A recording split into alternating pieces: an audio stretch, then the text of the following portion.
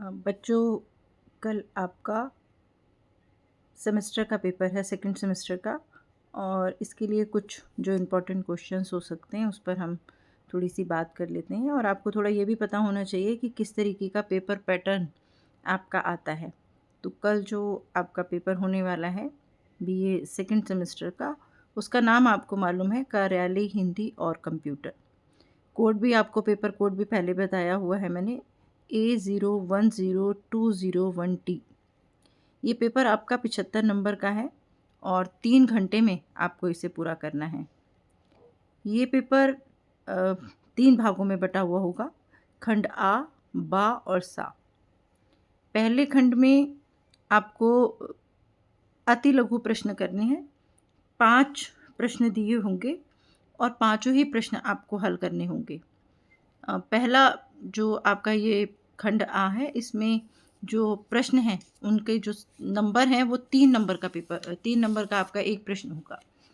तो इस तरह आपको 5 प्रश्न करने हैं और 5 ही दिए होंगे, कोई ऑप्शन आपके पास नहीं होगा कि आप उसमें से चूज़ कर सकें कि कौन सा आपको आता है या नहीं आता। आपको पाँचों ही प्रश्न करने हैं और शब्द सीमा भी आपको ध्यान रखनी है, कम से कम 75 शब्दों में आपको उसको हल करना है। तो इस तरह मान सकते हैं आप 1 से 1.5 पैराग्राफ का आपका ये आंसर होगा। कुछ इंपॉर्टेंट क्वेश्चंस भी हम इस बारे में डिस्कस कर सकते हैं। आपका चूँकि कार्यालय हिंदी का पेपर है तो इसलिए पहला प्रश्न तो आपका यही इम्पोर्टेंट हो जाता है कि कार्यालय हिंदी के क्षेत्र कौन कौन से हैं। उस क्षेत्रों पे आपको 1 से 1.5 पैराग्राफ में क्वेश्चन का आंसर करना होगा। दूसरा प्रश्न जो है वो अधिसूचना को लेकर के भी आ सकता है। कुछ इम्पोर्टेंट महत्वपूर्ण ये प्रश्न हैं जो मैं आपके साथ साझा कर रही हूँ। अधिसूचना किसे कहते हैं, या निविदा, जो मैंने अभी आपको पढ़ाया था, निविदा माने टेंडर जिसे कहते हैं, वो उसके कितने भेद होते हैं, या निविदा किसको कहा जाता है, शोध से क्या तात्पर्य है, या फिर कार्यालय हिंदी में जो सरकारी पत्र हैं और अर्ध सरकारी पत्र हैं, या औपचारिक पत्र, अनौपचारिक पत्र, वो कितने प्रकार के होते हैं और किस किस कैटेगरी में आते हैं। इन सभी प्रश्नों को आप अच्छे से पढ़ लें, समझ लें।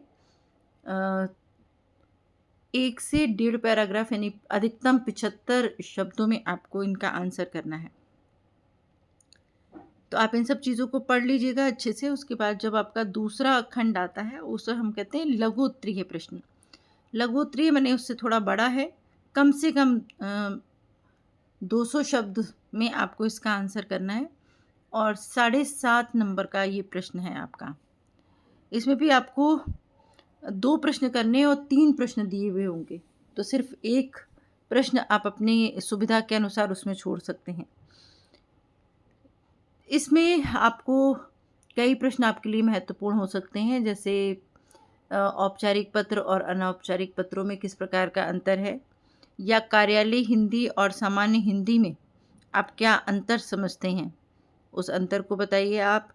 पावर पॉइंट प्रेजेंटेशन किसे कहते हैं, कैसे होता है, और आपको अपने अध्ययन के दौरान उसका कैसे प्रयोग किया जा सकता है। इसके अलावा आपकी बहुत सारे जो छोटे क्वेश्चंस मैंने लिखाए थे वो बड़े के रूप में भी आ जाते हैं, दीर्घ के रूप में। तो इन सभी प्रश्नों को आप अच्छे से समझ लें, खासकर कार्यालय हिंदी और सामान्य हिंदी, औपचारिक और अनौपचारिक पत्र, सरकारी अर्ध सरकारी पत्र, ये सब चीज़ों को आप ध्यान से आप उनका अध्ययन कर लेंगे। एक और चीज़ जो इसमें कई बार पूछी जाती है वो है टिप्पण और प्रारूपण।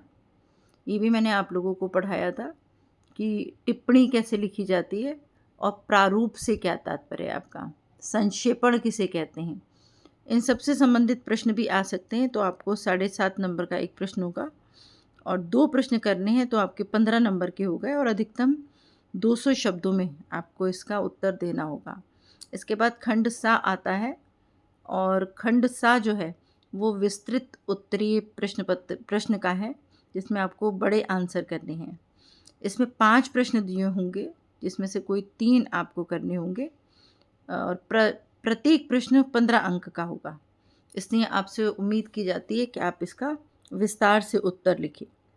अब चूँकि 15 नंबर का एक प्रश्न है और 3 प्रश्न करने हैं, तो 45 नंबर यानी 45 मार्क्स के ये 3 प्रश्न हो गए। और चूँकि विस्तृत आपसे पूछा ही जा रहा है, तो आप खुद समझ सकते हैं कि इसका आंसर आपको बड़ा देना है। इसमें कोई शब्द सीमा नहीं है। आप जितना उसको समझा करके, जितना आपसे पूछा जा रहा है, उस प्रश्न को बाँट करके आपको लिखना होता है। ये चीज़ मैं आपको एक बार बता दूँ, क्योंकि जब हम बड़े प्रश्न की बात करते हैं, विस्तृत प्रश्नों की बात करते हैं, तो उसमें कई बार आपको लगता है कि 15 नंबर का है मैडम, हमें कितने पेज का आंसर करना होगा, 3-4 पेज का। आपको आंसर कितने पेज का करना है, ये आपके लिए कोई प्रश्न हो ही नहीं सकता। वो इसलिए क्योंकि जो भी प्रश्न दिया जाता है, उसको कई भागों में बँटा हुआ होता है वो।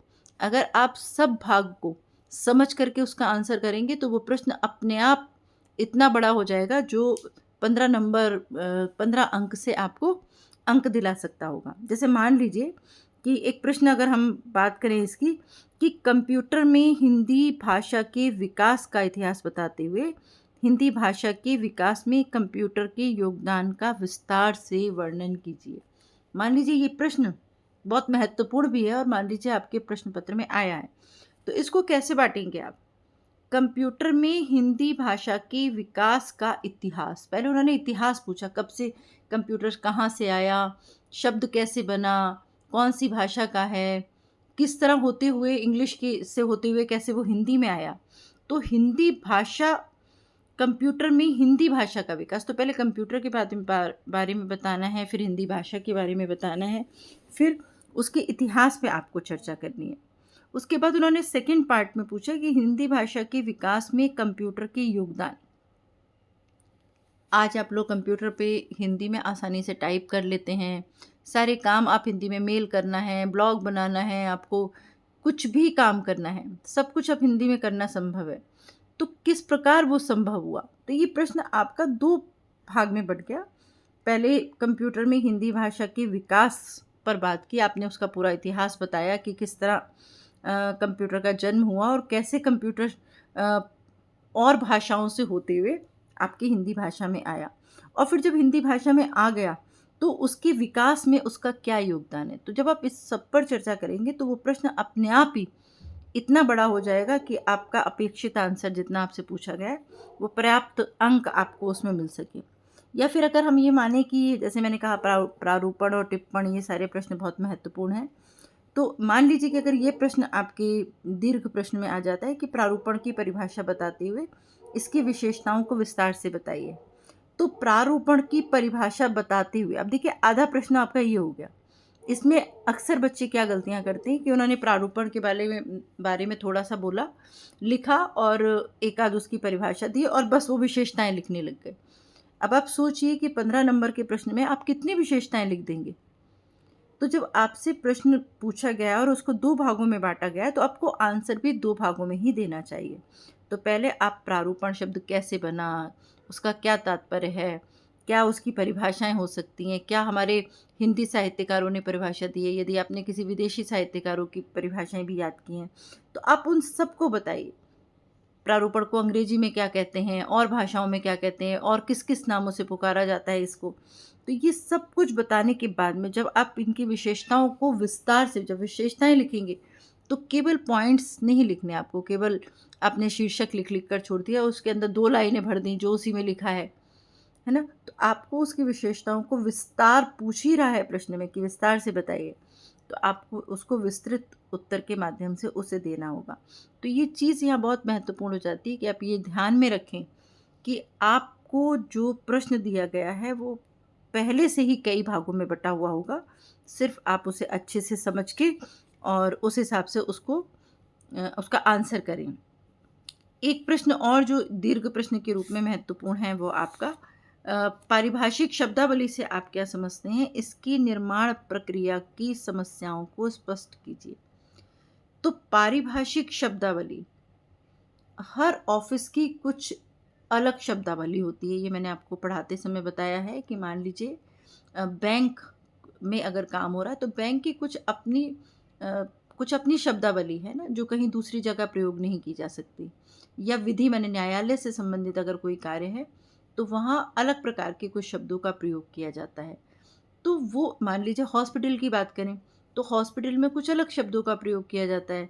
तो ये जो पारिभाषिक शब्दावली है, वो बहुत महत्वपूर्ण है, क्योंकि उससे आपको इस चीज़ का आभास हो जाता है कि आप किस ऑफ़िस को लेकर के बात कर रहे हैं।